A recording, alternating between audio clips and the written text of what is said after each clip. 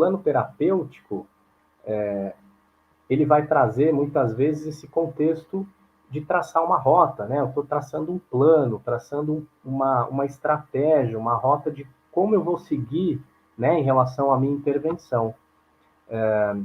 E aí, quais são os seus objetivos, né? Se o profissional de saúde ele não tem um plano terapêutico, muitas vezes a intervenção dele, ele não vai ter um foco, ele não vai poder avaliar e monitorar a evolução da intervenção dele, tá?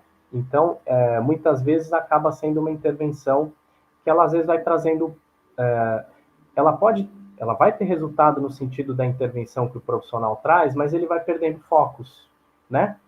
Então, algumas necessidades mais específicas acabam às vezes não sendo atendidas. Então, traçar um plano é uma estratégia muito importante dentro de um processo terapêutico, tanto para o profissional, mas também para o engajamento da família, a família entender qual está sendo a proposta ali do que o profissional vai trabalhar e de como que ela também colabora dentro desse processo. A criança, é claro que dependendo da idade, é super legal a gente envolver, e é importante, claro, a criança saber o que a gente está desenvolvendo, o que a gente quer alcançar com ela, e isso, claro, que a gente faz de uma maneira lúdica, né? Tem várias estratégias aí que a gente pode usar com a criança para motivar, às vezes realizar uma atividade, completar uma atividade, aí a gente dá né, um prêmio ali, uma brincadeira, algo, isso pode ser uma brincadeira, por exemplo, né, depois que ela realiza uma atividade. Então, a gente vai engajando todos que estão envolvidos ali dentro do plano. Então, ter um plano terapêutico, ele é um elemento bastante importante na intervenção, traz uma intervenção mais efetiva e um caminho aí mais assertivo, tá? E aí, para a gente olhar, então, isso, para traçar um plano, a gente, então, vai fazer esse exercício de uma avaliação ampliada.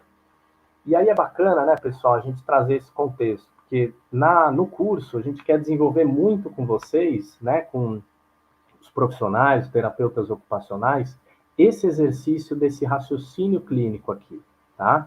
Desse raciocínio de desenvolver uma avaliação ampliada para os diferentes contextos onde a criança e o adolescente está inserido.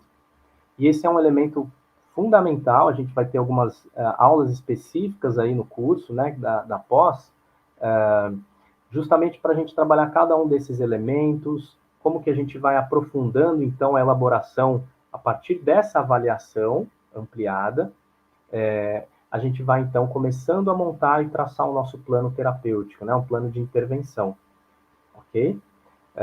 Isso é super importante a gente já ter esse foco, porque muitas vezes se eu tenho um olhar mais reduzido, né, olhando, por exemplo, às vezes a dificuldade, deixando de olhar os recursos que a criança tem, aquele potencial, ou muitas vezes o contexto que vai facilitar, ou às vezes está dificultando, né, determinado comportamento da criança, eu vou tendo intervenções que às vezes eu não consigo atuar de uma maneira que esse processo seja estimulado de uma forma mais efetiva, que traga mais resultados.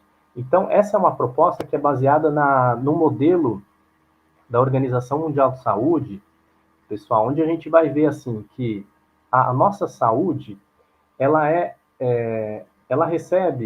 tem interferências por diversos aspectos.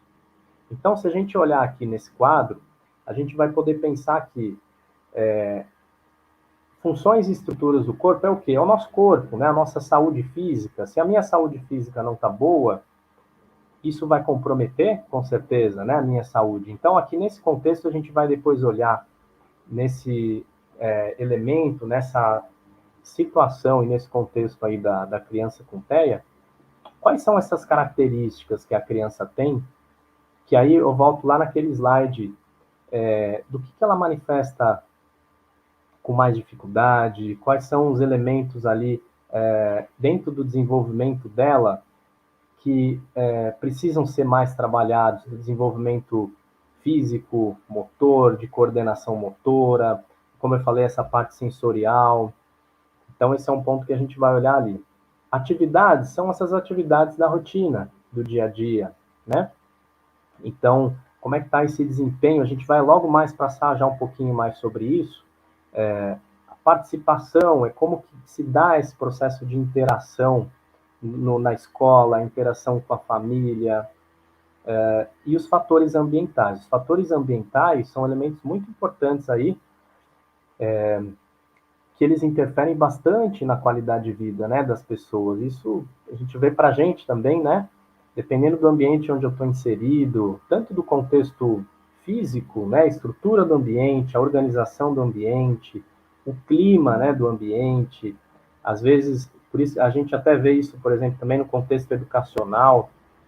Uma instituição educacional tem uma proposta de educação ali que estimula o aluno, que cria um ambiente favorável para que ele se desenvolva, é um ambiente que vai ser saudável, que vai favorecer o desenvolvimento dele. Diferente se for um ambiente que muitas vezes gera uma pressão e cria um estado ali de tensão, que muitas vezes isso é pior e acaba gerando prejuízos, né? Então, o fator ambiental ele é um fator muito importante para a gente olhar, tá?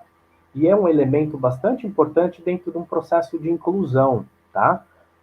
O terapeuta ocupacional trabalha muito com essas estratégias de inclusão social, tá?